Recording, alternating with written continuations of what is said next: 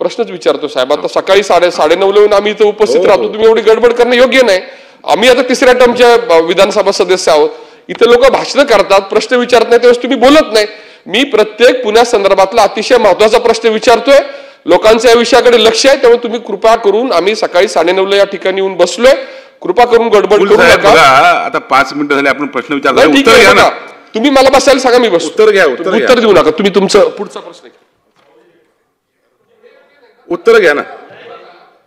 कळतंय की मी काय प्रश्न विचारावा आणि काय लक्षवेधी दाखवलेले आहे. प्रश्न इतर क्षुल्लक प्रश्नासारखा क्षुल्लक नाही, अतिशय गंभीर समस्या आहे, त्याच्यावर मी बोलतोय. कृपा करून तुम्ही मला अडथळा आणू नका, नसेल तर मला बसायला सांगा. ठीक आहे. आता साहेब आपण तिसऱ्या टर्मला, मी पण तिसऱ्या टर्मचा आमदार आहे ना. विषय मी प्रश्न सोडून एकही विषय अवांतर विचारलेला नाही. बघा सरळ प्रश्न विचारायचं स्वातंत्र्य नसेल तर कशासाठी 9:30 यायचं. तुम्ही मला अडथळा आणणार असेल तर बोलतो, नाहीतर मला बसायला सांगा, मी बसतो. अरे बोला बोला बोला बोला. ठीक आहे साहेब, आपण हे योग्य नाही. आणि माझा विषय एवढाच आहे की बाकीच्या पण लक्षवेधी लागाव्या. बाकी माझं काही म्हणणं नाही. माझी सुद्धा पहिली लक्षवेधी लागलेली आहे. लक्षवेधी लागल्यानंतर मी एकही, तुम्ही मला सांगा मी एक चुकीचं वाक्य बोललो. बरोबर आहे तुमचं, अगदी बरोबर आहे. बोला बोला बोला बोला.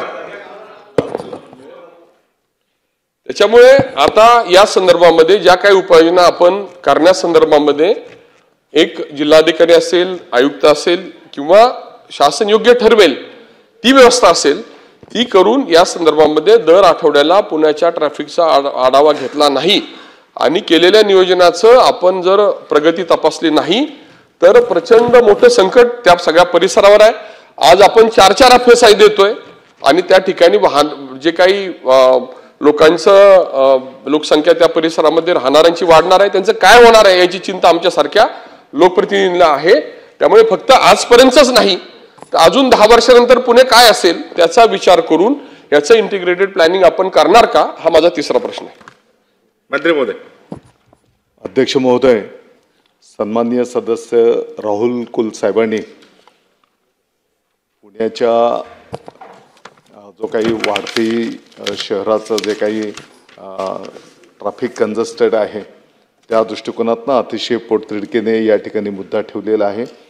आणि साधारणपणे पुण्याचे बाहेरचे रस्ते आणि शहराच्या अंतर्गत रस्ते अशा 2 मुद्द्यांवर त्यांनी या ठिकाणी मुद्दे उपस्थित केलेले आहेत.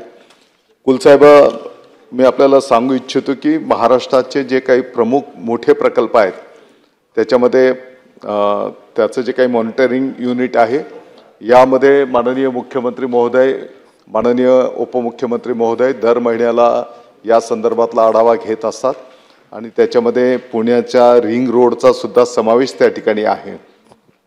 आणि म्हणून हे मोठे प्रकल्प जर काही किरकोळ अडीअडचण असेल तर त्या बैठकीमध्ये ती सोडवली जाते आणि लवकरात लवकर हे प्रकल्प कसे मार्गी लागतील त्या दृष्टिकोनातून ते काम त्या ठिकाणी केलं जाते. जिथपर्यंत पुणे रिंग रोडचा विषय आहे तर मला वाटतं की प्रकल्पाची लांबी 168 किलोमीटर आहे आणि तुम्ही तर या ठिकाणी समाधान व्यक्त केलेलंच आहे.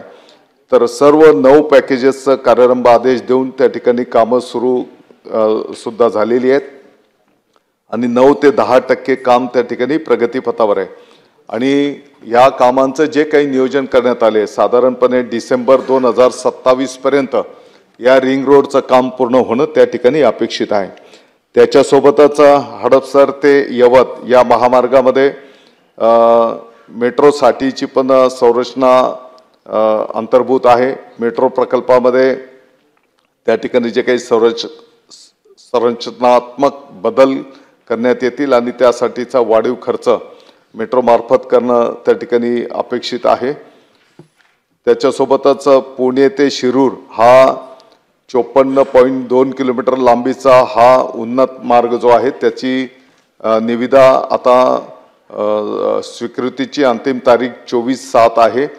हडपसर ते यवत या 31 किलोमीटर लांबीच्या उन्नत रस्ता आणि 6.5 किलोमीटर लांबीचा रस्ता याची निविदा स्वीकृत करण्याची अंतिम तारीख 20/8 आहे.